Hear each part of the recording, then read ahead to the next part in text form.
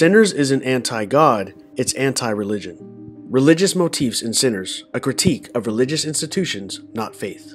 Religion as control, not comfort. The film Sinners presents a powerful, unsettling exploration of faith, morality, and the destructive nature of religious hypocrisy. At first glance, the narrative may appear hostile towards religion. However, a closer examination reveals that the film is not anti-God, but rather a profound critique of the ways organized religion can be corrupted by human fallibility. The religious motifs throughout the movie, symbols of sin, punishment, redemption, and divine silence, serve not to undermine belief in God, but to question the legitimacy and moral authority of those who claim to speak for Him. One of the most striking motifs in the film is the perversion of biblical justice. Characters invoke Scripture not as a source of compassion or guidance, but as a tool for control and condemnation. The church in Sinners becomes a symbol of moral rigidity and repression, where human suffering is justified in the name of righteousness. The distortion suggests that the problem lies not in God or faith itself, but in the manipulation of religious doctrine by flawed individuals. The punishment of sinners becomes less about salvation and more about maintaining power and social order, revealing the dangers of blind obedience to religious authority. I lied to you, the gospel of a broken boy. One of the most quietly devastating moments in Sinners is when Sammie sings I Lied to You, a song that doubles as both confession and a cry for help. The lyrics, raw and trembling, I said what you wanted, but none of it's true. I lied to you, I lied to you, expose not just a single deception, but a life spent suppressing truth for survival. These aren't the words of a rebellious soul, they're the aching release of someone who's been taught that honesty is dangerous and obedience is salvation. When Sammie sings, I wanted your love, so I played the part, it's a heartbreaking admission that his entire identity within the church, and even in his relationship with Remmick, has been shaped by performance. In a world ruled by fear-based faith, the only way to be accepted is to pretend, and the only way to survive is to conform.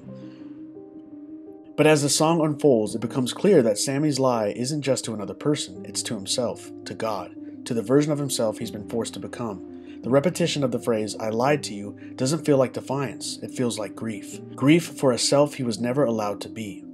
Grief for a relationship with God that was never nurtured, only enforced. In this moment, the song becomes a spiritual lament. It's not polished, not righteous, it's honest.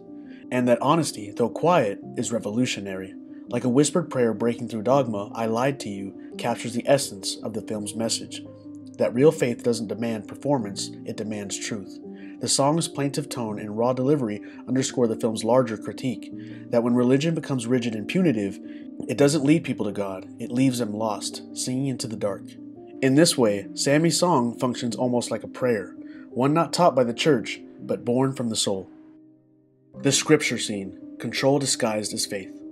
This idea comes into sharp focus during a chilling scene between Remmick, the film's embodiment of religious extremism, and the impressionable young Sammie as they recite scripture together. At first, it appears to be a moment of mentorship or spiritual bonding, but beneath the surface lies something more sinister. Remmick is not using the Bible to enlighten or offer comfort, he's using it to dominate. The verses become instruments of control, not connection. Sammie, desperate for meaning and acceptance, mirrors Remmick's words with vacant sincerity, highlighting how Scripture, when weaponized, loses its spiritual power and becomes a hollow ritual. This moment gains even greater weight when Remmick reveals a key part of his past. The people who stole his father's land quoted the same Scripture he now preaches. What might seem like a personal anecdote is actually a profound indictment of religion's role in historical and personal systems of oppression. The irony is tragic. Remmick, once a victim of religiously justified injustice, has become its perpetrator. The very words that once symbolized betrayal and loss are now the tools through which he exerts control. In this context, Scripture becomes not a source of divine wisdom, but a recycled instrument of power, a form of spiritual enslavement cloaked in righteousness. Through this lens, Sinners presents religion not as an inherently evil force, but as one that can be easily co-opted to justify exploitation, abuse, and domination. When Remmick and Sammie quote the Bible together, they aren't engaging with divine truth, they're participating in a performance, one where religious language serves more as a chain than a light. The scene subtly implies that for Remmick, religion has never been about God, it's been about survival, identity, and control in a world that once stripped him of everything.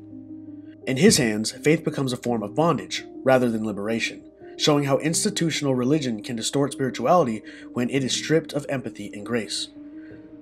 The character arcs throughout Sinners reflect a journey away from this kind of corrupted institutional faith toward a more personal moral reckoning.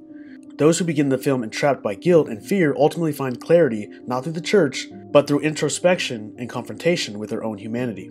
This shift underscores a form of spirituality that is deeply individual and ethical, rather than dogmatic and performative. Hoodoo, faith that lives in the margins. And yet, there's another kind of faith hiding in the corners of the film. Hoodoo. Not flashy, not loud. It's quiet, cultural, and rooted in ancestry and survival. Hoodoo isn't about hierarchy.